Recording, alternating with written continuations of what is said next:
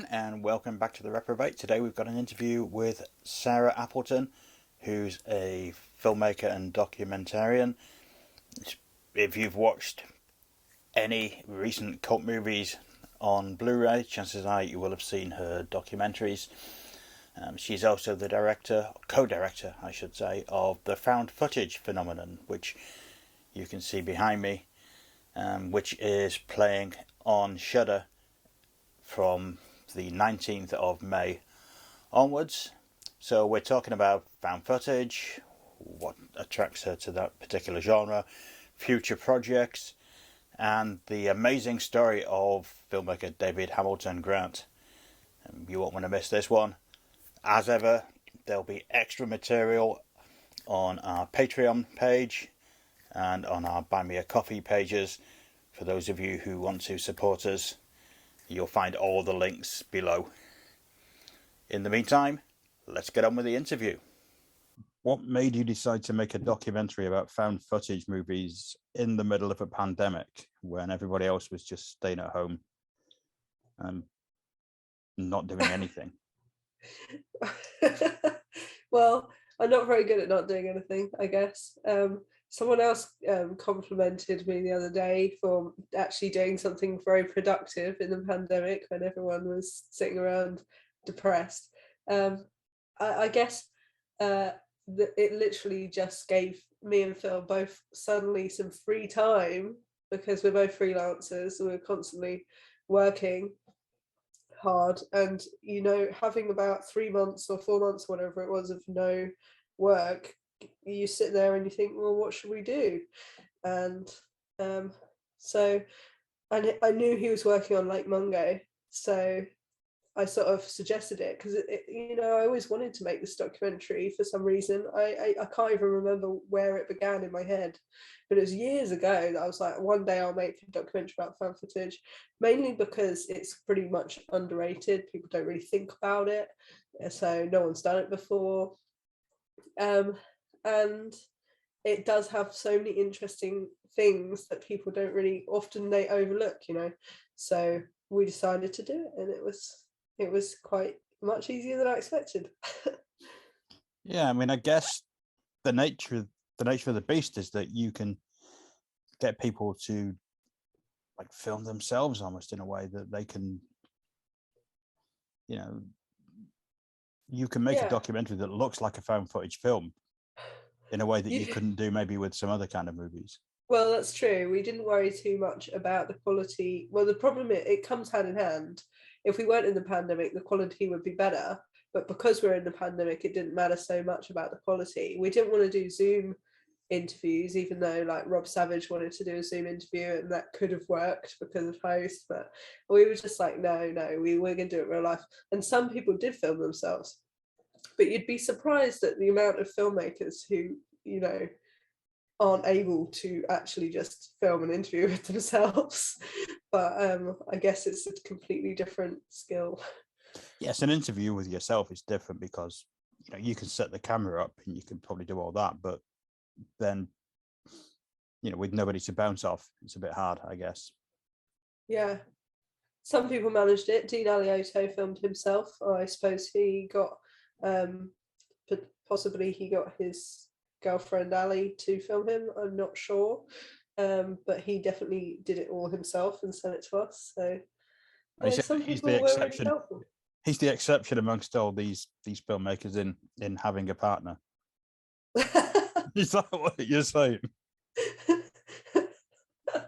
No, I'm not saying that, but you're saying they're all shut-ins. In particular, I was surprised at Michael Goy. No offense, Michael. Obviously, he's an amazing cinematographer. He's a cinematographer for shows like American Horror Story. Those beautiful, ridiculously well, designed shows, HBO or whatever they're on. And he wanted to film himself on his iPhone, and we were just like, no, we can't. So sorry. I don't know. Isn't an iPhone like really high quality now? I think he sent us an example, and it just wasn't good enough. And it was sad. It was a bit embarrassing to say that to a cinematographer that his filming wasn't good enough. But is that something you hit a wall with, that you had people thinking maybe, maybe they weren't taking it very seriously, or they were thinking about the subject matter, or for whatever reason they just thought they could give you something really basic? I literally think it's because that some people didn't understand the scale of the documentary. I mean, it could have been, if it was a video extra, like we're used, both me and Phil are used to contacting people about. Some of those were filmed on people's iPhones during the pandemic and Zoom and stuff like that. And lots of people said, "Can we do it on Zoom?" And we just wanted it. We were sure it was going to be a proper feature, and so it had to look a bare minimum standard. Yeah, that's what I was just thinking. Did maybe people thought, oh, this is going to be like a DVD extra or something? Yeah, and it's hard. People probably did think that. It's quite hard to translate across to people when you're making sort of mini documentaries all the time, that you're making a proper one. People don't necessarily realize until they see it. So I mean, what's the hardest thing about doing something like about found footage, or I guess about any other genre really, where you're doing something that's a feature, so you've got to try and build some kind of narrative, I guess. I mean, was that hard? Was that easy? No, it was really easy to, we knew what we wanted. It was really easy to figure out the structure and where we were going, because we knew the subject pretty well. Phil knew a lot more of the history than me. He knew a lot more stuff about like the Mondo films and things like Spinal Tap and the more sort of mockumentary earlier stuff around Cannibal Holocaust. And then I knew a lot more like post 2000s, and we just brought that together. And so that was really the easy part. The hard part is convincing some of the more higher profile directors to be involved. And we had a few that we really wanted to get involved that just didn't want to, or couldn't for whatever reason. And it's a bit of a blow. I mean, you kind of have to have a high caliber ish to get there's no point in making it if you're not going to get certain people. So if we couldn't get someone from Blair Witch, for example, we might as well have just sort of abandoned the film. So we thought that there's a few key people that we need to get, so like Ed Sanchez and Oren Pelly from Paranormal Activity. We really wanted to get him, but we didn't get him till the last minute. But it was such a celebration when we did, because he's very key. Yeah. So were there any people that you couldn't get that you really wanted, or any films that you just decided were beyond the pale of covering, that people would think of as found footage classics?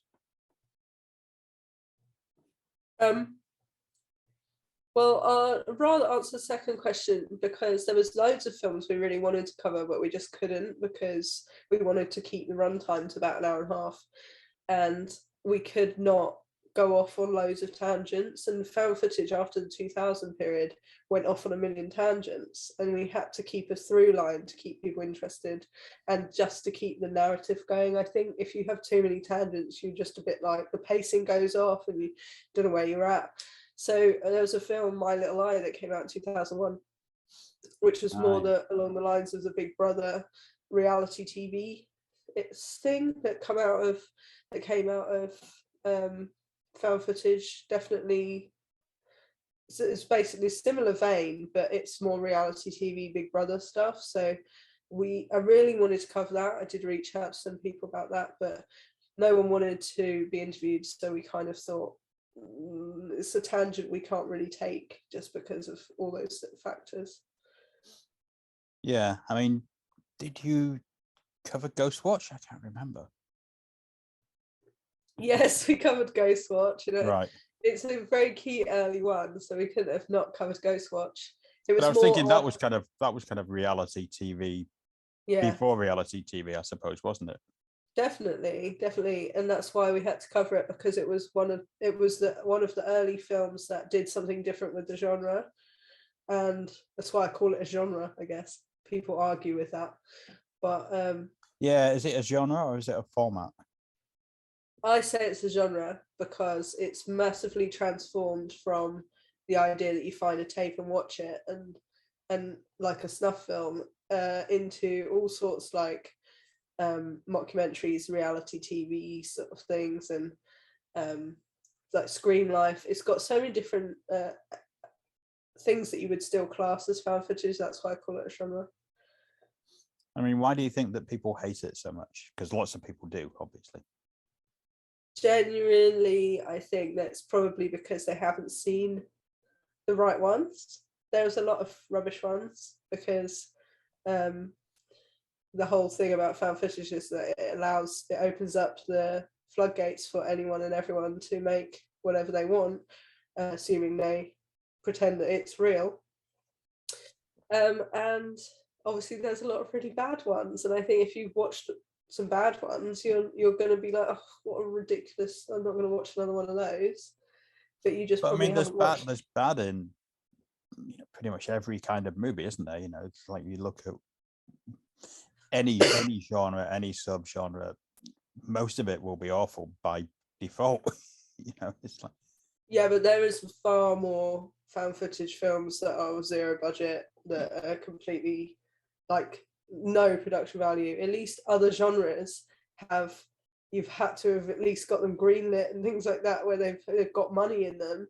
We're yeah. talking real zero budget stuff that then manages to get out there, and there's hundreds of them. So I don't know. I know that, and also if someone saw a rubbish slasher film, they might be inclined to say, "Oh, slasher films are all rubbish." Mm.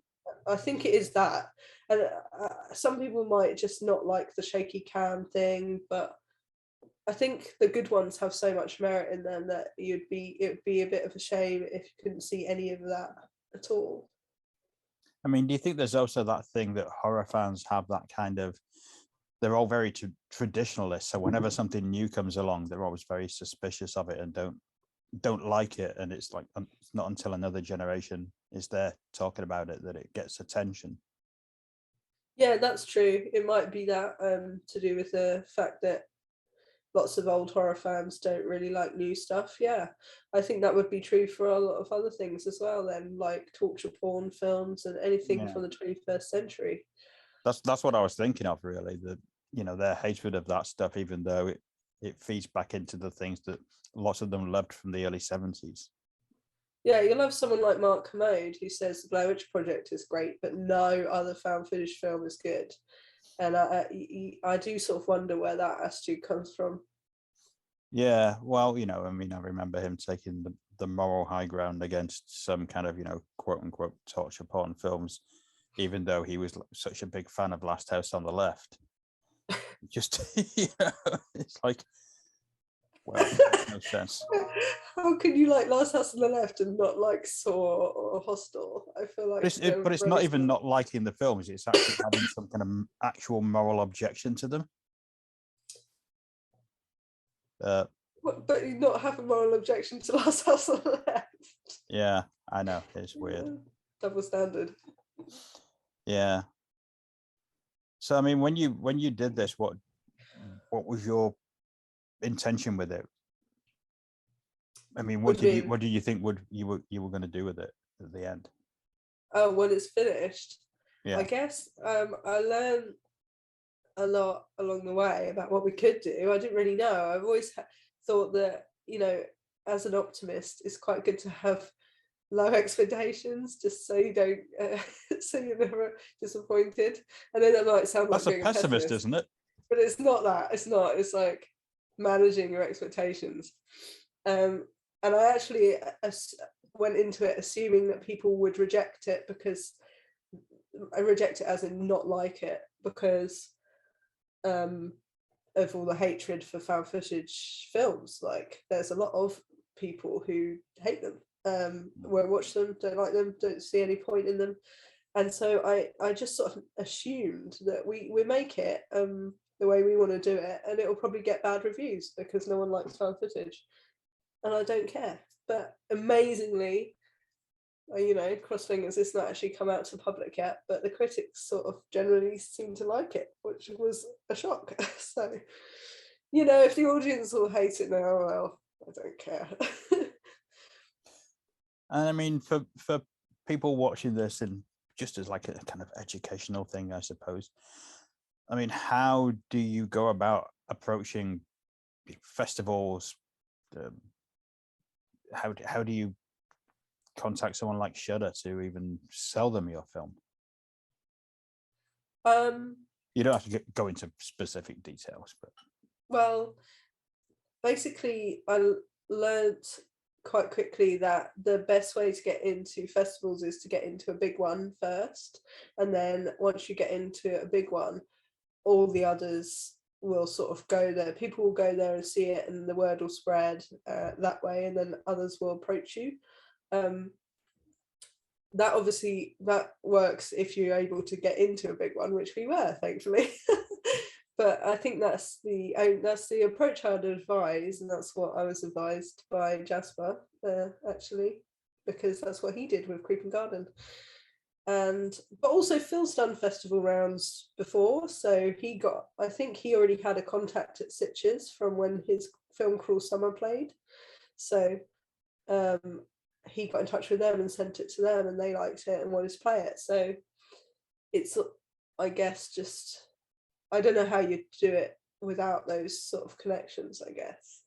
You would submit it properly, I suppose. I don't know. I hate to be one of those people who says, oh, I had connections, that's how I did it. But that's most people in the industry, I think. Yeah. I mean, it seems like the festival scene at the moment is it's very weird. There's so many dubious festivals charging people money. Yeah. 100% that you really need to be aware that if a festival wants to play your film, like, why are you paying them? It's supposed to be the other way around.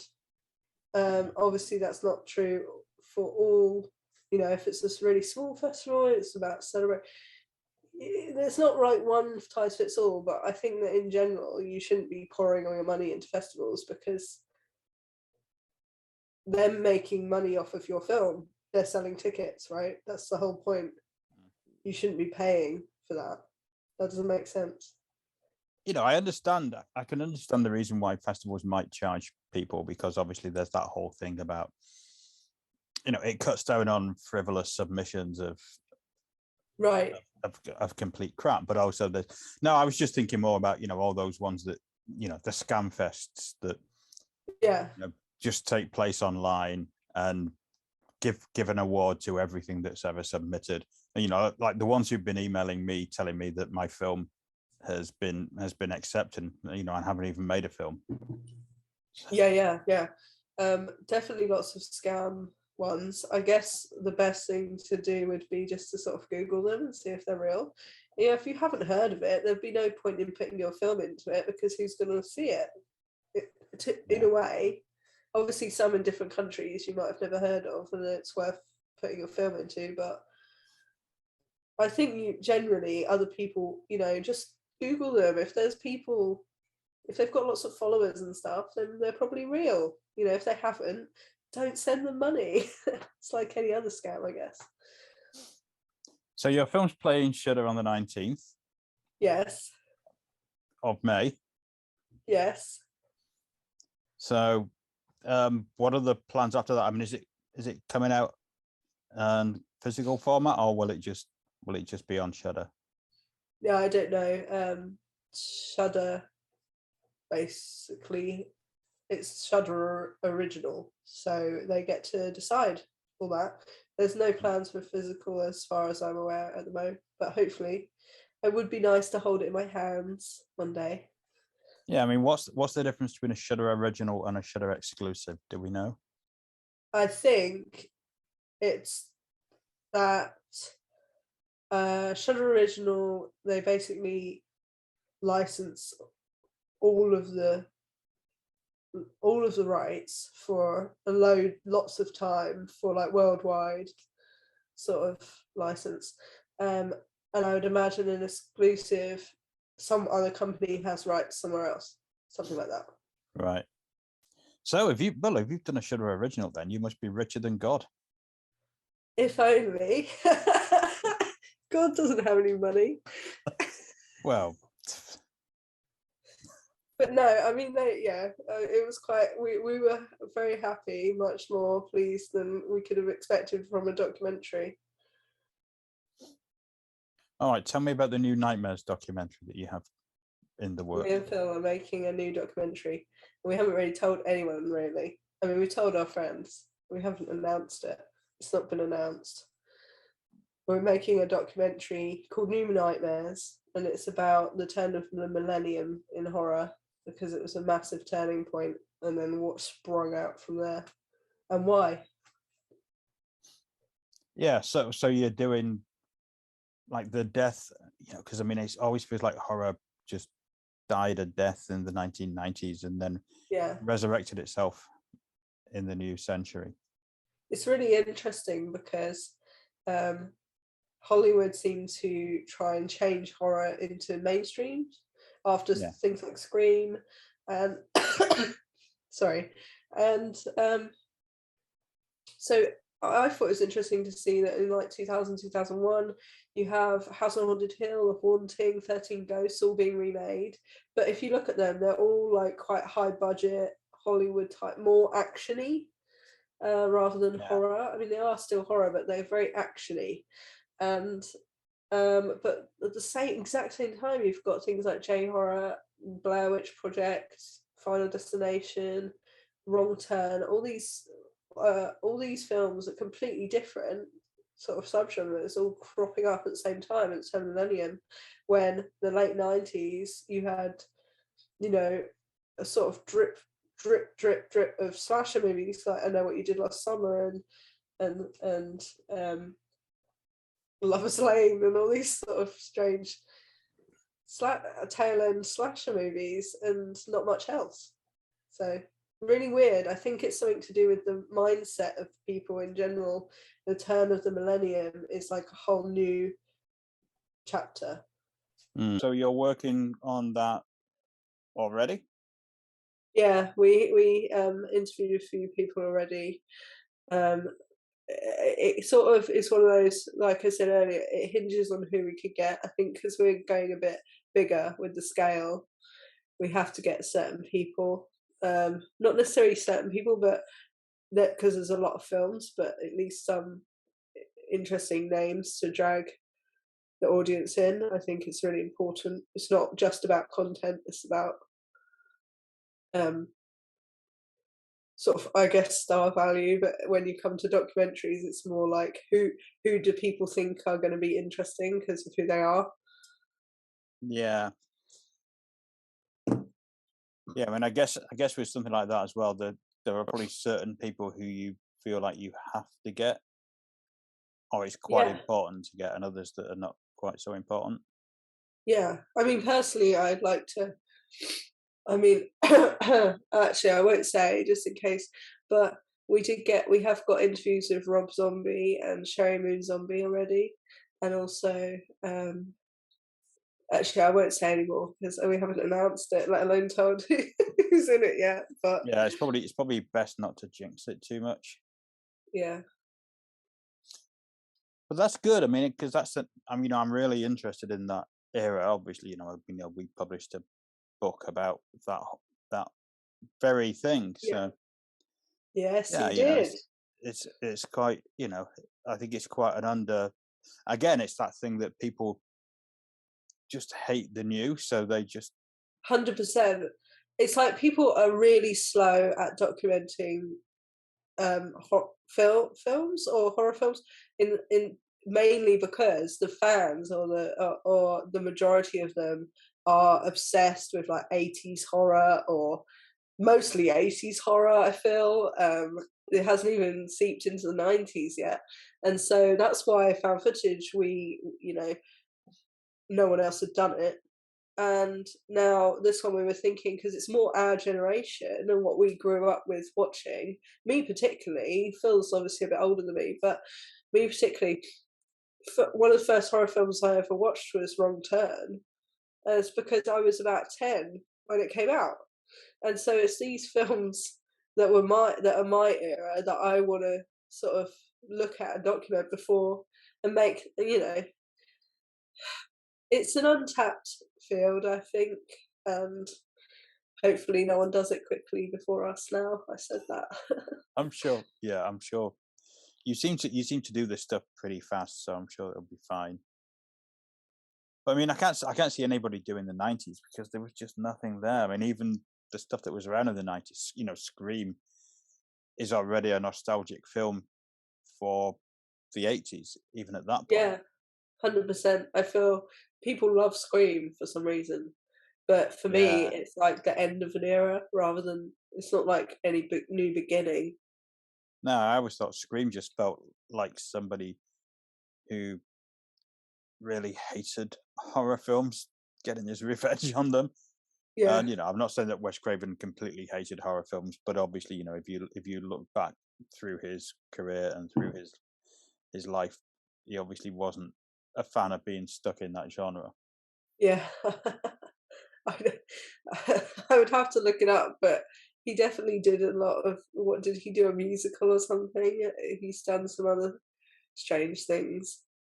Well, I mean, I noticed that that the first thing he did once Scream gave him that freedom was go and make some ponderous drama with Meryl Streep. So Yeah, you it's a know, shame he's one of the masters of horror. I mean, if he didn't even like it, it's like Christopher Lee, isn't it? Everyone loves Christopher Lee, but he wishes he wasn't ever involved in horror. yeah. I mean, I guess they all had certain interest in it because you can't carry on doing that stuff. And I'm sure that I think Wes Craven kind of became how would you describe it? He made his peace with it, and Christopher Lee obviously he kind of protested too much. If you look at him, it's like, oh, I've got a big library of books about the occult and this and that. It's like, oh, obviously you're interested in this shit, so stop complaining. Yeah, I do struggle with Christopher Lee because he does just keep doing these films, and like so many trashy Euro films as well that I didn't even know about until Severin started doing their Euro crypt, and you're just like, what? I thought you hated playing Dracula and doing all these horror films, and he clearly, unless he's just addicted to money and that's all people were offering him, I then think that yeah, I think there's something in that. I think there's that point that if you waved a bit of money at Christopher Lee, he'd happily do your film, and then later on he could just complain and say, "Oh well, of course I didn't know that they were doing that in the background," or "I didn't sign up to this film." It's like, well, you signed up to just do some random thing for a big chunk of cash, so stop complaining. I didn't know that being a vampire meant that I was sucking people's blood and killing them. Yeah, but no, it's just that whole thing. It's like, oh, I didn't know I was signing up for this sex film. It's like, you probably did, and I just just thought those women were walking around naked just for me. exactly. So you mentioned like doing DVD extras and stuff, which Yeah. I guess this is how you started off. Yeah. I mean, when I left school after A levels, I had a job for 2 years being like a um, production assistant for an architecture magazine. That was fun.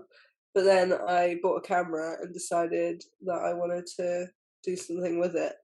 And I just decided, I mean, I did a lot of other stuff first, filming, any sort of filming, anything someone would hire me for.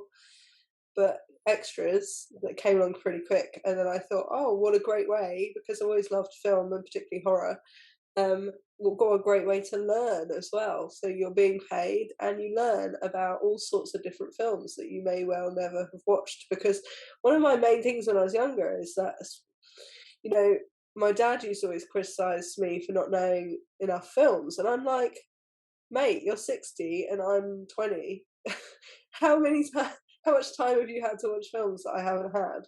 And so, um, Yeah, and yeah, I guess it's and just you grew up in that generation where this stuff wasn't appearing on TV anymore. yeah. There's so many films that you all sort of watched a long time ago, not including you necessarily, David. You're not that old, but You kind of did say you all, so you guys, you all watched them all, somewhere, somehow or another. But when I was growing up, it wasn't necessarily easy to know what I should watch because there was just so much. yeah. And I think that's it. When we were kids, there was that thing of there's like 3 or 4 channels, so there's lots of movies popping up. Actually, not lots of movies, but they'd still show loads of old movies. So Yeah. you'd watch that because there was nothing else on. Well, I had a bit of that when I was a kid, watching Zone Horror. I think I ended up watching Kingdom Hospital and like The Twilight Zone on repeat. And they always used to play the same episode, which was Shatter Day. Did you ever see that? And I think it's got Bruce Willis in it. No. Is that the one? Well, one of them has Bruce Willis in, where he sort of talks to himself on the phone, like in Lost Highway. Um, and there's another one where there's these purple men who are people fall out of time, and then suddenly they're watching people build the world minute by minute. They used to play on a horror channel over and over and over again. I watched them so many times. So yeah, nothing exactly important. I mean, Yeah, nothing the significant. grand scheme. So yeah, so DVD extras. I mean, what have been the kind of highs and lows of that? I mean, I'm not saying like name people particularly, but you know, but what have been, there must have been some moments that were particularly great and some moments that were just like really difficult. Yeah, I'll start with difficult so I can end on a high. Um, some people are just mean and horrible and bitchy and not very nice, and you can be the nicest person in the world and it'll still happen to you. Um, Also, I find that it's really hard to prove yourself. It's like I've been doing it for so many years and I've done so much stuff and nobody watches anything. It's one of those weird industries where the people who work in it don't seem to watch anything that goes on. I mean, obviously generalizing, but I don't know. It just seems like never ending trying to prove yourself to people, which is something I guess that I don't know, maybe that's in every industry. But the good points are when you get a film that you really want to work on that you love. And I think when a high point, I mean, just having a think. Well, when I got to first start working at the BFI, that was a high point for me personally, just because always wanted, always loved the BFI. I always wanted to work for the BFI. Hmm. But there's a film like Lake Mungo or found footage films, going back to them, like Last Broadcast, that I just, when they come out, you just get so excited that you get to work on them and you get to talk to the people who made them and all that stuff. And I guess that, and like I said, the whole learning. So even working on films that you don't know about, you get to meet people and talk to them about their film and learn about the different types of films that you wouldn't necessarily have watched otherwise. So Yeah, that's good. I mean, do the highs and lows ever kind of clash? Like maybe there's the film that you love that you want to work on, and then the person turns out to be really awful. You just love to ask the questions that are, oh, what's the bad point about this, that, and the other? Well, no, I'm just trying to Yeah, I mean, get a there's rounded plenty of, picture. there's quite a lot of films that I guess I've worked on or wanted to work on that other people have worked on that I'm surprised about, and it makes you feel a bit like, okay, Mm. but you can't dwell on it. I mean, in the end, you can't just be like, no one's ever good. It's such a changeable thing. Every day there's a new project and a new interview or something. Like, it'd be silly to dwell on the ones that are not what you'd hoped or whatever. That's just true with everything in life. Not everything goes to plan, does it? Yeah, that's true. I mean, and I guess, picking up from what you were just saying there, there's also that thing that, there's not a huge amount of people doing all this stuff, but there's a few. And, I guess there's that point of being, whether you want to be or not, you're in competition with people for work. I mean, is that something Yeah. that you're kind of comfortable with? Yeah, I try not to be really in competition. That is not comfortable. Um, I know it's when I say it's bitchy, it's really bitchy. People want to take they'll just say shit about you to get your job, and you know I'm just like go on then, you have it. I don't care. Yeah, I think we probably all encountered that. Probably with the same people. Yeah, I mean, there's a few that just like were just so I don't know how to put it in a way that's not bitchy myself, really. But I don't care for drama and things like that. I just want to make a living and work on some films that I like, and I try to do that best as possible without having drama. So, you know, people can just do whatever they like elsewhere. I'm not going to pay attention. I don't know. Do you dwell on these sort of things, David? I try not to, um, as I'm constantly told whenever I do. It's counterproductive, isn't it? It just there's no point fretting about what other people do. Yeah, I mean, sometimes I'm surprised at people's reactions to things. There was something recently that I was told about, and I was like, wow, I just did not even know this was happening. They can have it. Go. Please. I don't care. I don't want it. And it's better just to walk away, really. I don't know. I've never had anything really bad happen to me, though. So I don't know. What is the worst that can happen? That's the real question for you there. Nah, well, I don't know. I mean, I guess they can sort of try and trash your personal reputation, can't they? As well Yeah, as your professional one. yeah. But try. I mean, Well. But anyway, this takes us nicely on to the works of David Hamilton Grant.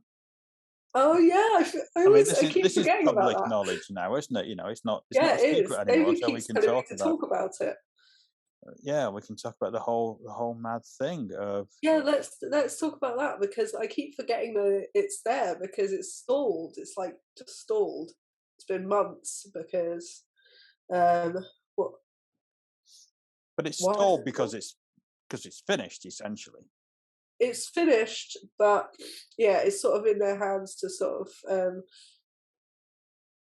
figure out how to tighten it up a bit and if they're happy with certain things like the voiceover script and stuff like that. This is It Severin. stalled, yeah, Severin. It stalled mainly because David at Severin is ridiculously busy all the time because he runs Severin with Carl, um, and they do everything themselves. I mean, they have people doing stuff, but you know what I mean. And yeah, so it's just sort of waiting for him to get back about uh what he thinks of it. He basically it's mostly there. It's done. But yeah, So we for just have people to that wait and see. people that have no idea who David Hamilton Grant is, can you give us a brief summary of? Yeah. Okay. Well, the film we're talking about is a documentary called, at the moment, it's called A Damaged Decade. That's my title. I'm not sure if David will want to change it. But A Damaged Decade, The Disappearance of David Hamilton Grant. And it's sort of like a true crime, but it's weird because it's not. It's a documentary about David Hamilton Grant, who was a film producer slash director in the 70s, and he made films like The Office Party, these sort of strange, sort of what you would call a sex comedy, British sex comedy. So not But sexy and not funny.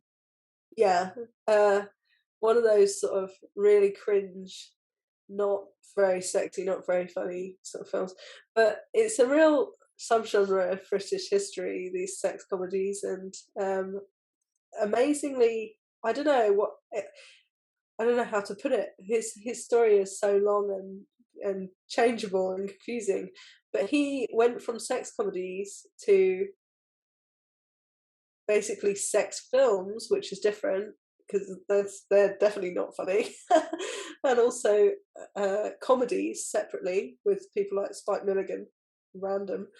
And then he moved into distribution when the video nasties started happening, and he was just in it for the money. Basically, it was quick and easy to make low budget sex comedy films back then. Distribute them yourself. That's what he did. Made loads of money. Went on to into the video market in the early 80s and distributed loads of films. Made loads of money.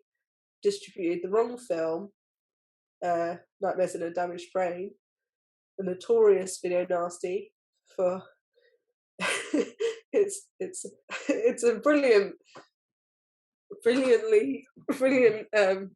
example of a video nasty. Oh, you have it on the shelf. Yeah, terrible film. Actually, I like it, but it's not that nasty, in all honesty. So he distributed that and went to prison. And the only person that ever go to prison for distributing a video nasty.